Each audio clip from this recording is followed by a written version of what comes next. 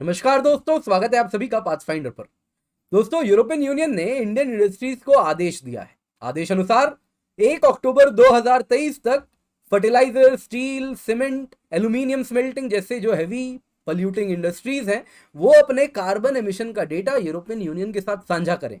Purpose है कि जितना एमिशन ये कर रहे हैं उसके अनुसार इन फैक्ट्रीज से बनाए गए गुड्स पर टैक्स लगाया जाएगा जब वो फैक्ट्रीज से बनाया गया सामान यूरोपियन यूनियन के बॉर्डर में को पार करके एंटर करेगा। दोस्तों, इस पर निर्मला सीतारमन जी काफी नाराज हैं और उन्होंने कह दिया है कि देखिए, दिस इज यूरोपियन हिपोक्रेसी। उन्होंने साफ साफ कहा है कि I might sound like an activist but this is actually European hypocrisy. उन्होंने कहा है ये रिवर्स क्लाइमेट फाइनेंस आप हमारे साथ कर रहे हैं और ये आने वाले दिनों में इसका जवाब भी हम देंगे आपको। तो दोस्तों, इंडिया ने साफ साफ कह दिया है कि आने वाले दिनों में जो एफटीए पर चर्चा हो रही है, इंडिया मल कर रहा है, उस पर भी कहीं ना कहीं हम डिस्कस करेंगे और साथ साथ डब्ल्यूटीओ में भी इस मुद्दे को लेकर के जाएंगे। पर दोस्तों, इन दोनों से ही नतीजा निकलने तो नहीं वाला, सोल्यूशन कुछ और है। क्या है वो, उस पर भी आज की क्लास में चर्चा करेंगे। आप देख सकते हैं इसको काफी ज्यादा न्यूज में कवर किया जा रहा है और दोस्तों 2026 से इंडिया बहुत हैविली हिट होगा अगर ये पॉलिसी फॉलो हो गया, जो कि हर हालत में होगा। 227% का additional import tariff Indian industries के गुड्स को देना पड़ेगा, जो कि बहुत बड़ा नंबर है। तो क्या है ये सब कुछ, आइए आज की क्लास में इसी पर चर्चा करते हैं। क्या ये टसल हो रहा है, आज की क्लास में जानेंगे। पर उससे पहले आगे बढ़े दोस्तों, 30 अप्रैल 2023 को समुद्र मंथन वापस से हम टेस्ट लेके आपके लिए आ रहे हैं। फ्री मॉक टेस्ट है पाथफाइंडर के द्वारा। 1 लाख के प्राइजेस होंगे। 100 क्वेश्चन 120 मिनट में, 80 क्वेश्चन 120 मिनट में, यानी कि यूपीएससी टाइम को फॉलो करेंगे और यूपीएससी पैटर्न को फॉलो करेंगे। और पार्टिसिपेंट्स जो 1 2 3 रैंक लेकर के आएंगे जीएस में, उनको सैमसंग टैबलेट दिया जाएगा। इसके सिवा अमेजन गिफ्ट वाउचर्स भी हैं। साथ साथ दोस्तों, पाथ फाइंडर बैच आपके लिए लेकर के आए हैं। तो वो सभी विद्यार्थी जो 30 अप्रैल के पहले सब्सक्रिप्शन लेते हैं, उनको हम केवल 7,999 में कंप्लीट यूपीएससी की प्रिपरेशन करवाने वाले हैं। Prelims, mains, interview. Prelims clear करेंगे तो मेंस में हम हैंड होल्डिंग डायरेक्ट आपको मेंटरशिप भी प्रोवाइड करेंगे और इंटरव्यू में भी गाइडेंस हम प्रोवाइड करेंगे। मॉक टेस्ट भी दे रहे हैं, यानी कि आपको और कुछ नहीं लेना, बस और बस ये सब्सक्रिप्शन लेना है। तो आप जल्दी से जाएं, डिस्क्रिप्शन में देखें, दोनों का ही लिंक आपको मिल जाएगा, समुद्र मंथन का भी, पाथफाइंडर बैच का भी। जल्दी से जाएं, जाके एनरोल कर लें। तो दोस्तों, अगर आप न्यूज में देखें तो 1 अक्टूबर, इस साल के 1 अक्टूबर तक एक्सपोर्टर्स को जो इंडिया से steel, aluminium, cement, fertilizer, hydrogen, electricity जो यूरोपियन यूनियन एक्सपोर्ट करते हैं, उनको अपना एमिशन डेटा ईयू के साथ साझा करना है, शेयर करना है। पर्पस क्या है? पर्पस क्लियर है कि 1 जनवरी 2026 से इन पर कार्बन बॉर्डर एडजस्टमेंट मैकेनिज्म के अंतर्गत इंपोर्ट टैरिफ लगाया जाएगा, क्योंकि ये जो गुड्स बना रहे हैं ये सो कॉल्ड डर्टी गुड्स हैं। तो सीबीएम टैक्स कहता है कि इन पर करीबन करीब 20 से 35% तक का टैरिफ लगने वाला है। दोस्तों, यूरोपियन यूनियन वैसे तो उनका जो एवरेज इंपोर्ट टैरिफ है वो केवल 2.2% है, लेकिन घुमा के कान पकड़ना कोई यूरोपियन यूनियन से सीखे और सीबीएम के अंतर्गत 20 से 35% टैरिफ वो लगवाने वाले हैं। इंडिया का आयरन, स्टील, एल्यूमिनियम एक्सपोर्ट सबसे ज्यादा इंपैक्टेड होने वाला है, क्योंकि इन पे अगर आप देखें तो इनका 27% ऑफ इनका एक्सपोर्ट यूरोपियन यूनियन जाता है। एंड कैलेंडर ईयर 2022 में इसने 8.2 बिलियन का बिजनेस किया है यूरोप के साथ। तो ये बहुत बुरी तरीके से प्रभावित होने वाला है। अब आपको बताते हैं इसमें यूरोप की क्या हिपोक्रेसी है। आइए उसको एक्सपोज करते हैं। दोस्तों, ये एक प्रकार का रिवर्स क्लाइमेट फाइनेंसिंग है। क्लाइमेट फाइनेंसिंग क्या होता है दोस्तों, कि जो अमीर देश है उन्होंने ही कार्बन एमिशन किया है, तो जाहिर सी बात है आज गरीब देश उनकी वजह से सफर कर रहे हैं। सारा कार्बन एटमॉस्फेयर में छोड़ा किसने? यूरोप ने छोड़ा है, अमेरिका ने छोड़ा है और इन सारे डेवलप्ड ओईसीडी वर्ल्ड ने किया है, लेकिन हम सफर कर रहे हैं। तो पर्पस था कि भाई जो फेयरनेस होना चाहिए उसके अंतर्गत ये कंट्रीज, डेवलपिंग कंट्रीज को पैसा दें कि वो इससे मिटिगेट कर सके, इससे संघर्ष कर सके और फर्दर चेंजेस अपने देश में ला सके कि उनके देश से भी कार्बन एमिशन कम हो। इसको कहते थे क्लाइमेट फाइनेंसिंग, कि अमीर गरीब को पैसे देगा क्योंकि अमीर ने पाप किया है। तो अब ये रिवर्स क्लाइमेट फाइनेंसिंग है, यानी गरीब से पैसे लेंगे अमीर। कैसे? बताता हूं दोस्तों। सीबीएम के अंतर्गत जो पैसा आएगा कार्बन बॉर्डर एडजस्टमेंट मैकेनिज्म के अंतर्गत, वो यूरोपियन यूनियन के बजट में जाने वाला है। तो इस प्रकार से सीबीएम दोस्तों एक हिपोक्रिटिकल वे है जिसके द्वारा डेवलपिंग कंट्रीज से होने वाला इंपोर्ट्स का इस्तेमाल किया जाएगा यूरोपियन यूनियन के इंडस्ट्री को क्लीन करने के लिए। यानी कि डेवलपिंग वर्ल्ड पैसा दे रहा है कि डेवलप्ड वर्ल्ड अपने इंडस्ट्री को क्लीन बना दे। यही तो हुआ रिवर्स क्लाइमेट फाइनेंसिंग। तो दोस्तों, यहां पे आपको कहना चाहूंगा निर्मला सीतारमन जी ने क्या कहा है।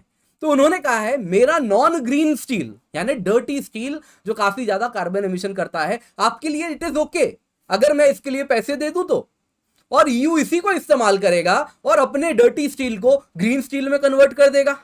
यही तो है यूरोपियन हिपोक्रेसी, ऐसा वो साफ साफ कह रही हैं।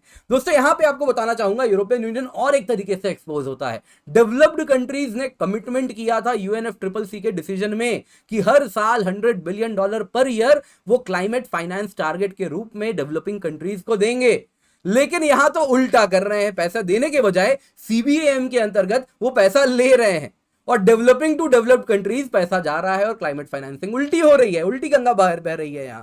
तो यही है यूरोपियन यूनियन की हिपोक्रेसी जो एक्सपोज की जा रही है। तो अब सवाल उठता है इंडिया क्या करे। दोस्तों सीबीएम देखिए सबसे पहले तो टॉप एजेंडा होना चाहिए इंडिया के फ्री ट्रेड अग्रीमेंट नेगोशिएशन में, क्योंकि दोस्तों CBM European union, UK, Canada, Japan ये सारे देश करने वाले हैं। तो जाहिर सी बात है इंडिया को जब एफटीए डिस्कस कर रहा है तो इनके साथ बहुत क्लियर सीबीएम पे बात होनी चाहिए, क्योंकि अगर इस पर बात नहीं होगी तो एफटीएस कंप्लीटली वन साइडेड हो जाएंगे, उनके फेवर में टिल्ट हो जाएंगे। और इंडिया ये बात जानती है, इसलिए इंडिया ऑलरेडी इसमें परस्यू कर रहा है सीबीएम पर। इंडिया और यूरोपियन यूनियन की एफटीए की जो पेच है वो भी वहीं पर अटकी हुई है। दोस्तों एक एग्जांपल देता हूं, इंडिया जापान के बीच में ऑलरेडी एक एफटीए है, तो 85% ट्रेड इंडिया जापान के बीच में जो होता है वो अगर आप देखें तो जीरो इंपोर्ट ड्यूटी पर होता है। पर दोस्तों जब जापान इसी प्रकार का सीबीएम मैकेनिज्म लाने वाला है तो इंडियन गुड्स जब जापान जाएंगे तो वो महंगे हो जाएंगे, उन पर टैक्स लगने लगेगा, उन पर एक प्रकार का इंपोर्ट टैरिफ लगने लगेगा। यानी कि ये एफटीए, उनका सामान इंडिया आ सकता है 0% ड्यूटी पे, लेकिन इंडिया का सामान जापान जाएगा तो उसको टैरिफ देना पड़ेगा। तो ये क्या हुआ, ये तो एफटीए टोटली वन साइडेड हो गया ना। तो इस प्रकार से हमें एफटीए डिस्कस नहीं करना होगा, ये साफ साफ थिंक टैंक्स का कहना है और इंडिया भी ये बात जानती है, इंडिया भी इसे परस्यू कर रही है। इसके सिवा इंडिया इसीलिए यूरोपियन यूनियन से बात भी कर रहा है एफटीए नेगोशिएशन के दौरान, और साथ साथ थिंक टैंक्स का ऐसा भी कहना है कि इंडिया को यूरोपियन यूनियन के खिलाफ डब्ल्यूटीओ पे एक डिस्प्यूट स्लैप करना चाहिए, एक डिस्प्यूट लगाना चाहिए कि वो MFN principle, most favoured nation principle को वायलेट कर रहा है, क्योंकि इंडिया के जो गुड्स होंगे उस पर एडिशनल एक प्रकार से आप अगर देखें तो इंपोर्ट टैरिफ लग रहा है, लेकिन दूसरे देश के गुड्स पे नहीं लगेगा अगर उसका सो कॉल्ड स्टील उतना डर्टी नहीं हुआ तो इस प्रकार से इंडिया इसका इस्तेमाल कर सकता है। लेकिन थिंक टैंक्स का ऐसा भी कहना है कि देखिए दोनों से रिजल्ट नहीं आएगा, क्योंकि यूरोपियन यूनियन और डेवलप्ड वर्ल्ड ने मतलब ठान ली है एमएफएन प्रिंसिपल वायलेट हो चाहे कुछ हो, कहीं ना कहीं उन्होंने ठान ली है कि अब सीबीएम तो वो एडजस्ट कर लगा के ही रहेंगे, तो वो लगाने ही वाले हैं। और एफटीए डिस्कशन भी इसी प्रकार से अटका रहेगा, वो इंडिया के लिए शायद कुछ शॉर्ट रन में चेंजेस कर दे लेकिन लॉन्ग रन में कुछ होने नहीं वाला है। तो बेस्ट वे आउट क्या है दोस्तों, यहां पे कहा जा रहा है कि इंडिया को भी सीबीएम लाइक मेजर लगाना चाहिए, और ये लगाना चाहिए पर कैपिटा कार्बन एमिशन पर। ये देश क्या कर रहे हैं, सीबीएम मेजर लगा रहे हैं इंडिविजुअल कार्बन एमिशन पर कंट्रीज का, बोले वो सब नहीं, पर कैपिटा कार्बन एमिशन, क्योंकि पर कैपिटा कार्बन एमिशन की बात करें तो इंडिया का पर कैपिटा यानी प्रति व्यक्ति जो कार्बन एमिशन है वो बहुत कम है, आप देख सकते हैं यहाँ पे। वहीं अगर आप ये डेवलप्ड वर्ल्ड में चले जाएं तो पर कैपिटा यानी यूएस का एक व्यक्ति 14.4 टन कार्बन डाइऑक्साइड एमिट करता है एक साल में, वहीं इंडिया का 1.7 है। दोस्तों ये डेवलप्ड यूरोप के लिए भी देखें तो उसके लिए भी बहुत ज्यादा है, जापान भी जो सीबीएम लाने वाला है उसके लिए भी बहुत ज्यादा है। तो इन सब पे हमें पर कैपिटा कार्बन एमिशन को बेसिस बना के सीबीएम लाइक कंसेप्ट कुछ लगाना पड़ेगा इनके गुड्स को इंडिया में रोकने से।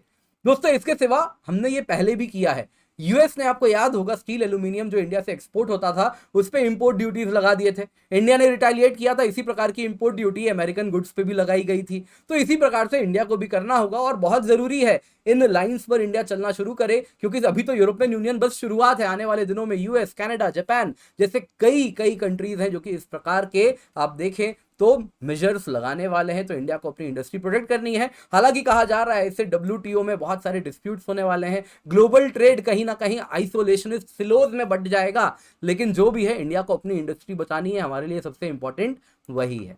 दोस्तों आपके लिए एक जरूरी अनाउंसमेंट है, मैं आपसे मिलने आ रहा हूं 27 अप्रैल 2023 यानी इस थर्सडे को सुबह 11 बजे अनअकैडमी स्टोर अहमदाबाद में एलडी इंजीनियरिंग कॉलेज के ठीक सामने है, तो वहां पर जरूर मिलिएगा। ये नंबर है, इस पर भी आप फॉर मोर डिटेल्स कॉन्टैक्ट कर सकते हैं। तो आपसे मुलाकात होगी, मुझे बहुत अच्छा लगेगा।